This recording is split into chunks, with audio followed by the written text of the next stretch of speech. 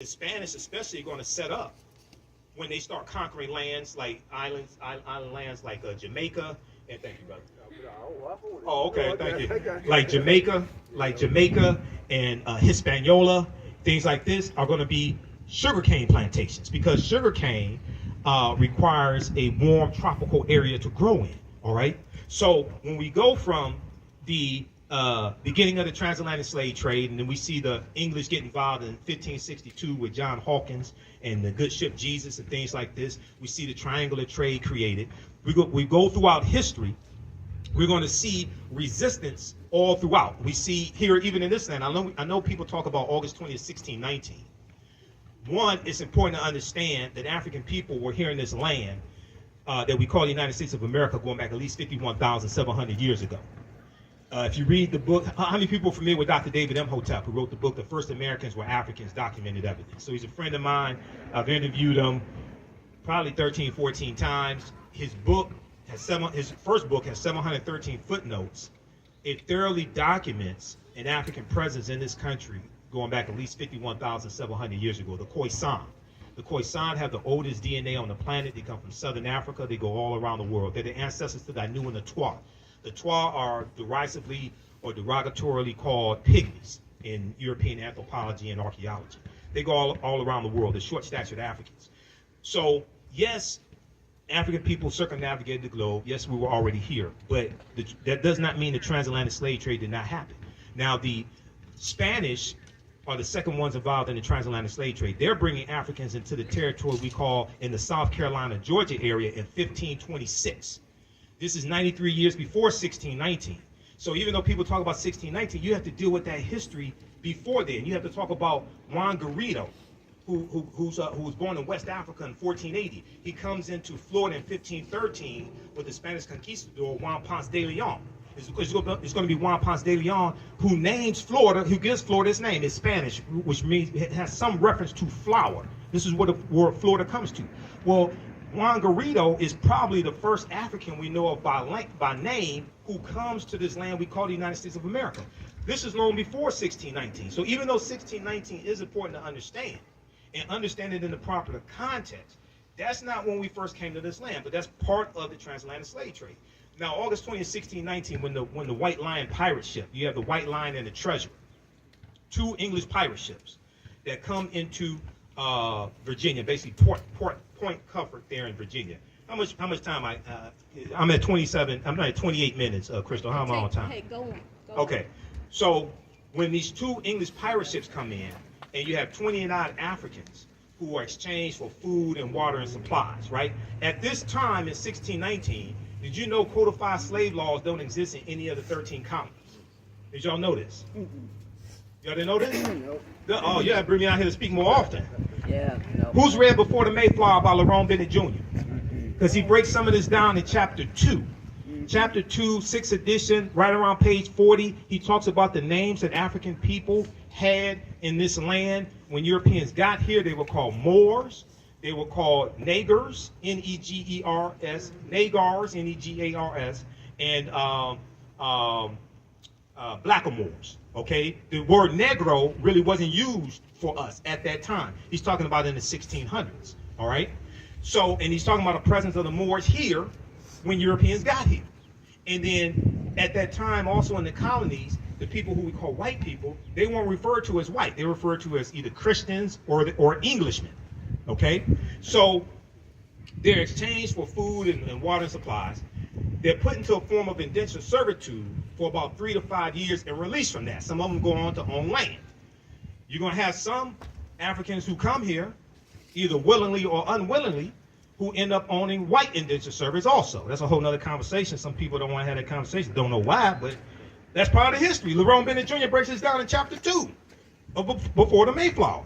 Okay, so this is Juneteenth connects us to the transatlantic slave trade. The first colony to have codified slave laws is going to be Massachusetts, 1641. They come to Virginia about 1660, 1661. The laws are coming to different colonies at different times. Different colonies had their own laws, okay?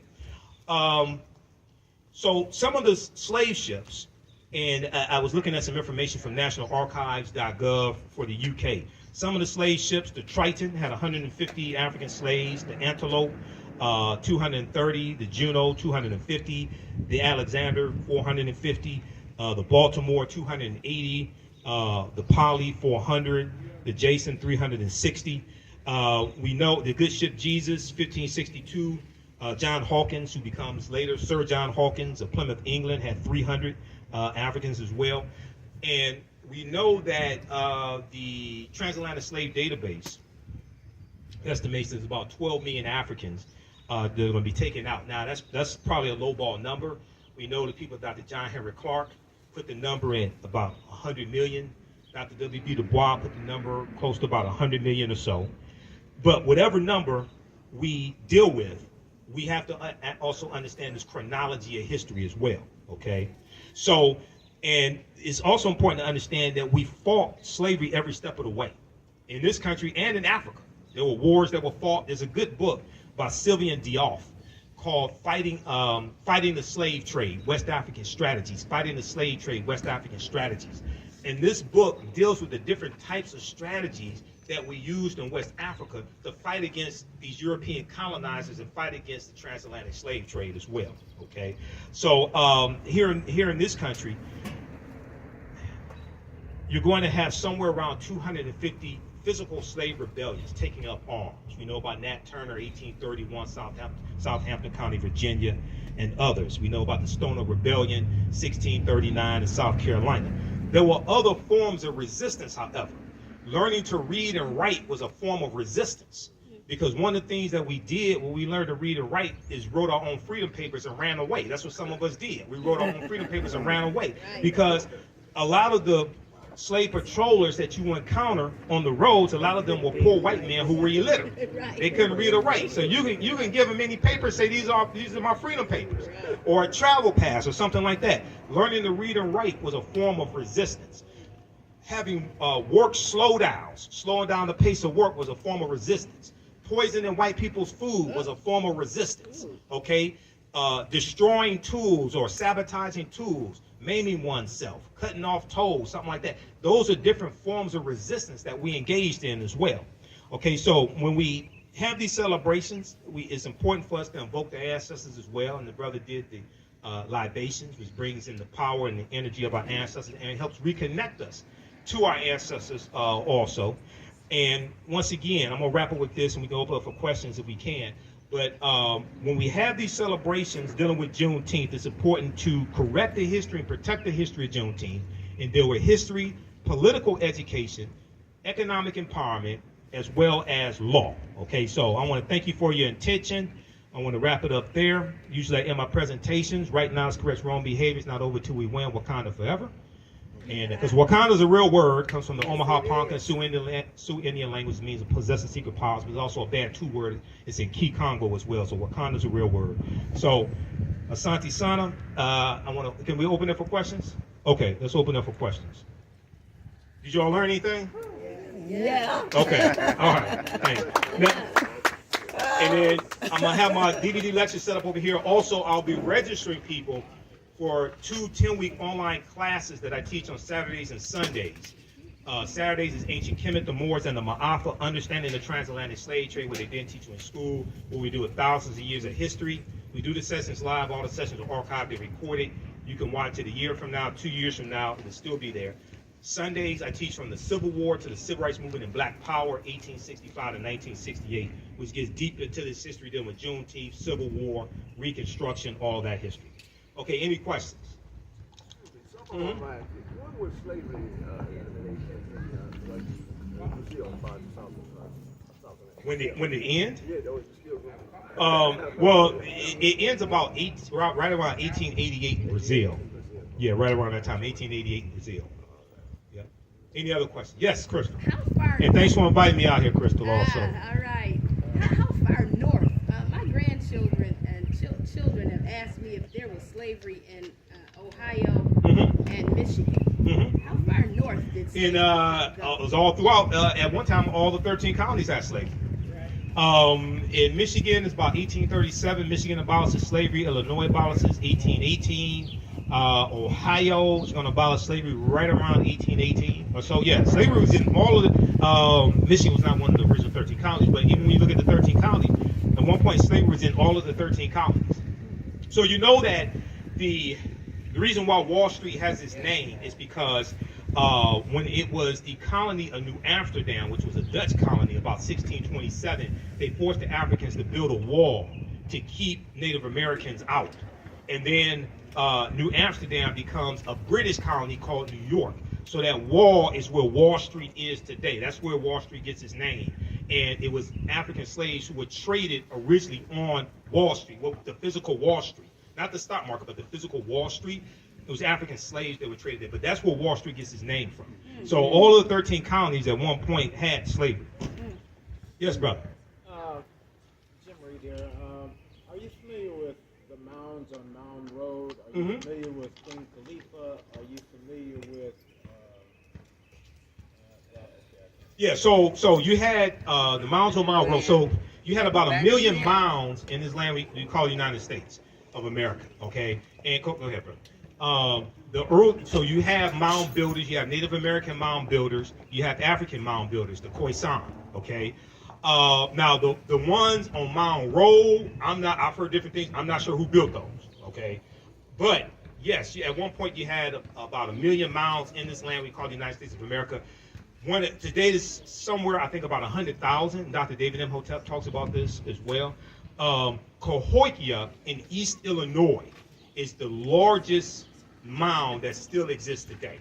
Okay, and these are the early mound builders were African people. Now, yes, you did have Native Americans that built mounds. So I'm not trying to take, sometimes when we talk about African people being here first, even though people concede that African people were the first people on the planet, but then we talk about being them here first in the U.S., then it causes a problem. I'm not taking anything away from Native Americans. And Native Americans are I have Native American in my family, Cherokee and Blackfoot on my mother's side. She's from Tennessee. But the people who we call Native Americans are the offspring of the intermixing of Africans who were here over 50,000 years and Asians who come here around 3000 BC. And the Africans and Asians intermix, and they're offspring of who we call Native Americans. These were usually a dark-skinned people. Okay, they weren't the very light-skinned, almost white-looking like Native Americans, or some that you see today. Okay, so when I talk about this history, I'm not trying to denigrate Native Americans or take anything away from them, but it's important for us to understand this chronology of history. Yes, go ahead, brother. I just thought of the third part of my question. Yeah. Are you familiar with Isaiah Henson? Isaiah Henson or Josiah Henson? Okay, Josiah. Okay, so Josiah Henson was a runaway slave from Maryland, and he ran away with his family, and he writes an autobiography. Josiah Henson is the real life person that the fictitious character of Uncle Tom in Harriet Beecher Stowe's 1852 novel Uncle Tom's Cabin is based upon, because she read his autobiography.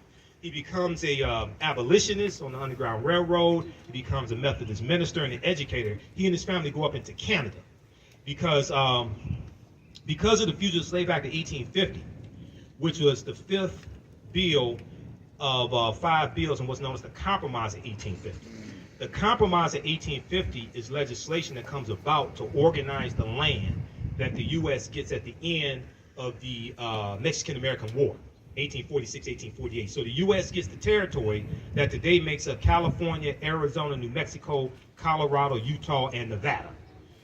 California comes into the land as a free state in 1850. Okay, all that comes from Mexico as a result of the Mexican-American War. The U.S. pays Mexico $15 million. Mexico loses about 1/3 of their territory. So the Fugitive Slave Act of 1850 intensifies the abolitionist movement. It makes it more dangerous for runaway slaves to even live in the North, because now it says that all people have to work with the authorities to capture runaway slaves and return them to the slave owners, and it removed habeas corpus, which meant your right to a day in court. Previously, under the Fugitive Slave Act of 1793, the slave owner had to go to court and prove that that person was their slave.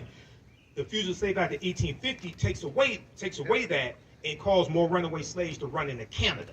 Okay, so Josiah Henson goes into Canada. So that's where he was the real life person that Uncle Tom is based upon. And Uncle Tom was not the not the way that the stereotype of Uncle Tom was that he was subservient to white people and things like this. Now that was Sambo. Sambo was a slave who followed the slave master Simon Legree around and told him where the slaves were hiding, who were running away, things like this. Uncle Tom was the slave who refused to beat black women. He was the slave who took cotton out of his sack, put it in the other slave sacks who didn't meet their daily quota, things like that. That's who Uncle Tom was in the book. Okay, there was a 1912 movie, about 1912, a short movie about 30 minutes, that depicted Uncle Tom as being subservient to white people, docile, obedient. So that may be where the slur, the stereotype of Uncle Tom comes from. But that's not the Uncle Tom in the novel, and that's definitely not Josiah Henson. That was written by Phyllis Wheatley. Right. Uncle Tom's Cabin was written by Harriet Beecher Stowe, 1852. Now, Queen Khalifa, I've been doing research on Queen Khalifa. Now, some sources say she was a fictitious queen. Some say she was a real queen. I don't know whether she's fictitious or not. It's believed in quote, it's believed that California is derived from her name. I don't know that for certain. Any other questions? Okay, we'll go over here and then go to this brother here. Yeah. It's actually two questions. If that's Mhm. okay. The first question is it true that the difference between the indigenous people of this land and the Native Americans, is it true that the Native Americans are by land contract and the indigenous people are people that were the first people that was here on this land? Okay. So it depends upon how you're using the term indigenous. If you want to say, if you are you Original. okay, the original. Okay. So when you say land contract, you're talking about treaties. Yes. Native Americans. My other question is, are you familiar with Dumb Diverses and the Yeah. decree that King James wrote? Because it Well, ties Dumb into- Diverses is 1452. Right. Okay, but that's before King James time. Right, I know that. Okay. But it still affects us to this very day, right? Some decrees that happen in Dumb Diverses.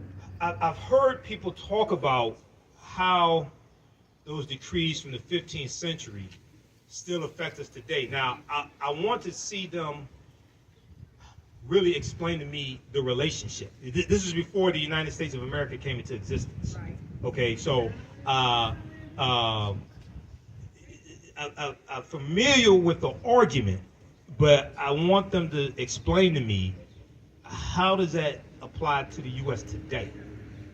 I'm familiar with the argument. I'm familiar with a lot of arguments. Okay. Wasn't it the Pope, his decrees was to enslave us? So isn't that how it still affects us today? A lot of decrees is to enslave us during his day. But I don't I feel that I've looked at the information, but I fail to understand. So you have treaties like I think it's about 1454, the Treaty of Tordesillas, when the Pope divides Spain and Portugal. The Pope sends Spain and Portugal out to divide the non-Christian world among Spain and Portugal, things like So this. that would affect us, right? No, We the non-Christian? but that's before you have a new United States government that has a constitution and a sovereign. Okay, so this might be a discussion. Michael, this is a discussion. We got a after. sidebar on that. Let's get to the We got a next sidebar question. on that. Go ahead, All brother. right. My other question was, Yeah. if you don't mind, Go ahead. are you familiar with the decrees of King James? Which decrees of King James? The one that had us enslaved, the ones that had us from Ireland, brought from Ireland over here to America. I'm familiar with those somewhat because Ireland was a colony of England. Ireland was a colony of England.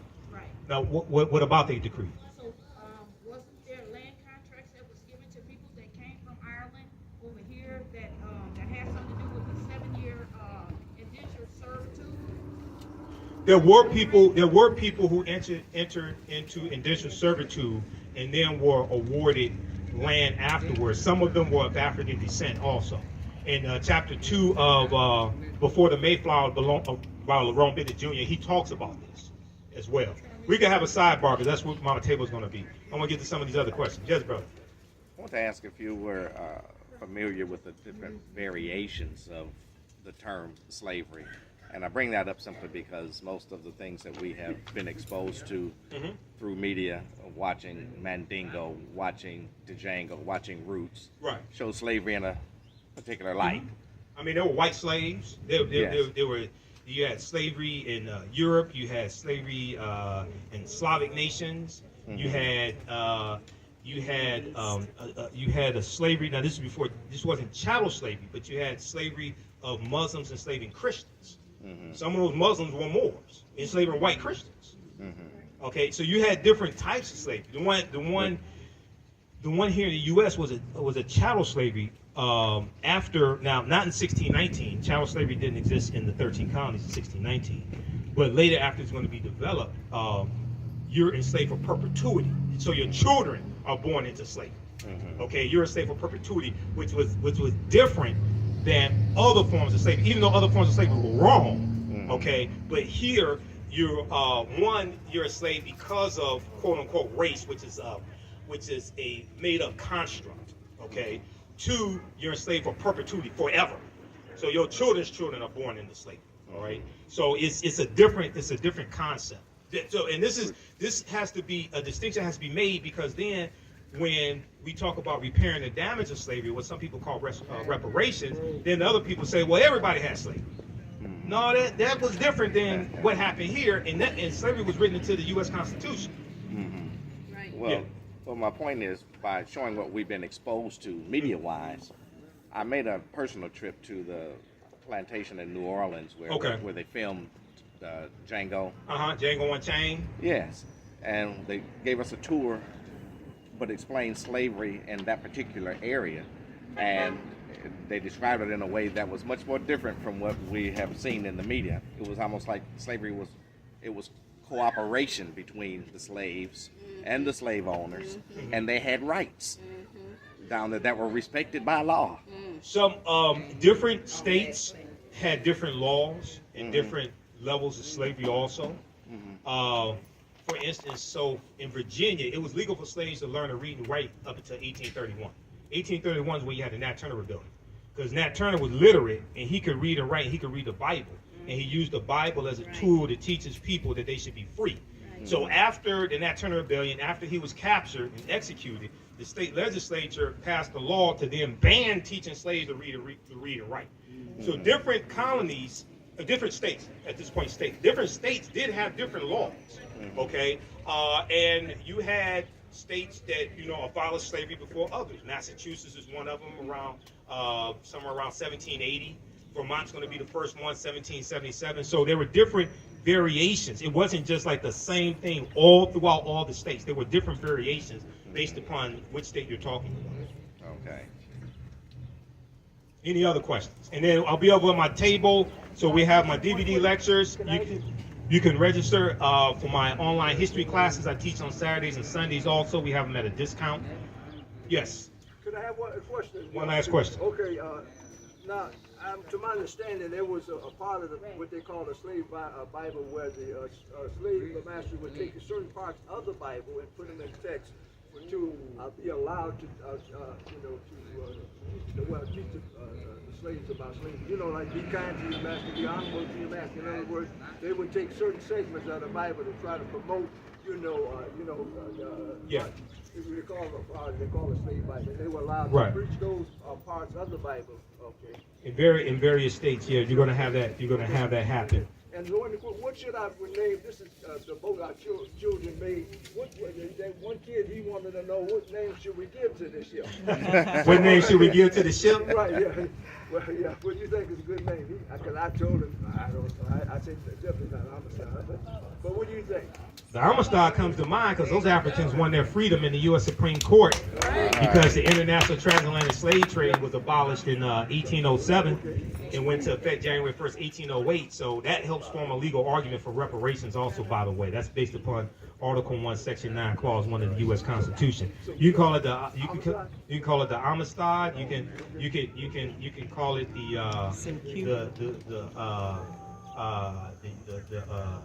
the ship Kemet. You can call it the Nile Valley. You can call it Wakanda, because Wakanda means possesses secret powers in the Omaha and Parker Sioux Indian languages. All right, is that all the questions? All right, other questions you can ask me over my table. Thanks for your attention. Be sure to come support the African History Network. This helps me keep doing the research, keep doing the radio show. I don't get paid to do radio. I'm on Roland Martin Unfiltered every Friday. I don't get paid to do none of that stuff. So selling the lectures, register people for the classes, any donations you want to support us with, that helps me keep doing this type of research, all right? So thanks for your attention. I appreciate it. Asante Sana Mad Hotep. Yes, brother. Well, I got some new stuff over here, too. Oh, thank you. I got some new stuff over here. You can get some for gifts also. If you got my DVD lecture, you can get it for gifts as well. All right, thank you, Crystal. Thank you. What's your name, brother? My name is Gabriel. Gabriel. All right, brother Gabriel. I appreciate it.